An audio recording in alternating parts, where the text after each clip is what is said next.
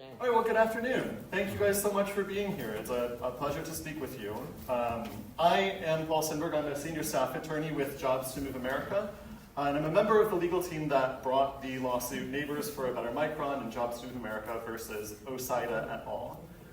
This lawsuit is just one aspect of Neighbors' work to educate and advocate for your community here in Clay. And I'd like to speak with you a bit about this lawsuit and its goals before we dig into a deeper conversation on the chemical PFAS. To explore how we got here to the point of filing a lawsuit, I'd like to first note what Trump's Commerce Secretary, Howard Lutnick, said at Micron's groundbreaking earlier this winter. He shared the following comments, quote, "The Trump administration cleared out all of the environmental and other things that tend to get in the way. I'm sure you all know the names of the bats that were in the way of this $100 billion plant that's going to change the lives of tens of thousands of people here. And that's the problem, is we had to get this done in 8 months, working hard and close with the company to clear the path and effectively clear the trees that were in the way to allow this to happen." Mr. Lutnick also stated that, quote, "We did it quickly. We did it in Trump time. It would have taken years and years if we didn't cut through the red tape and smash through it." So these quotes are a helpful explanation of our concerns. Community members here in Clay want to partner with Micron in bringing about this promised economic revitalization. And those of you with whom I've spoken universally understand the importance of bringing leading-edge semiconductor manufacturing into our nation. At the same time, you've also voiced concerns that Micron and Mr. Lutnick's insistence on smashing through critical environmental regulation could undermine the long-term viability of this project. If Micron is not a good neighbor, what's to keep this project from going the way of many other major projects that have also been promised to Central New Yorkers?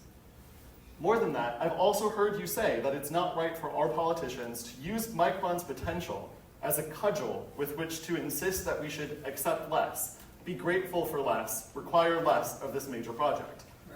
Micron should not be trying to get away with doing as little as possible for its neighbors. And at the very least, it must obey the requirements of the law. The co-plaintiffs in this lawsuit have serious concerns as revealed by Micron's final environmental impact statement. Our complaint alleges that despite a petition signed by 1,600 individuals and over 1,200 comments on the Micron project's draft environmental impact statement, the public was allowed a mere 47 days to review 22,000 pages of materials. As a result of this rushed review, Micron's permits rest on an analysis that omits important documents that are required by law, omits details on the environmental impacts of per- and polyfluoroalkyl substances, or PFAS as we'll talk about more today, and greenhouse gas emissions. The analysis fails to consider potential alternatives to the project as proposed that were feasible and that would avoid such significant environmental harm. And the analysis also fails to evaluate the loss of wetlands habitat and the sufficiency of the proposed mitigation.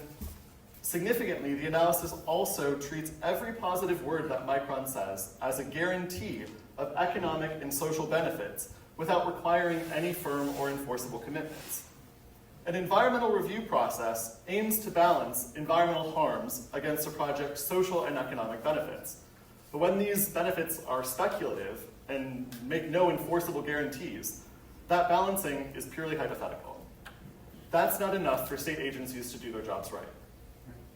I applaud Micron's recent Community Week and celebrate the role that JMA and that Neighbors have already played in encouraging the company to make a more complete investment in the people of Central New York. At the same time, I note that its promised funds and educational initiatives are discretionary and unenforceable, and still do not go far enough for a project of this scale. This lawsuit seeks a new environmental review process that thoroughly engages with these concerns and works with Micron to address them. The lawsuit does not seek to shut down the project or prevent Micron's arrival. To the contrary, it aims to ensure that Micron and our government agencies both understand how this company's interests align with your own. A strong foundation of partnership, environmental protection, and community benefits will help ensure that this shared vision comes to pass. Thank you. Thank you.